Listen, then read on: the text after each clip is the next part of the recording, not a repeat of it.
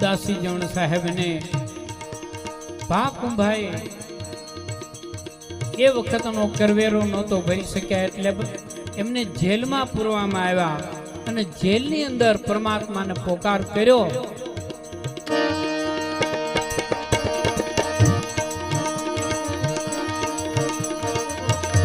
તમે મારી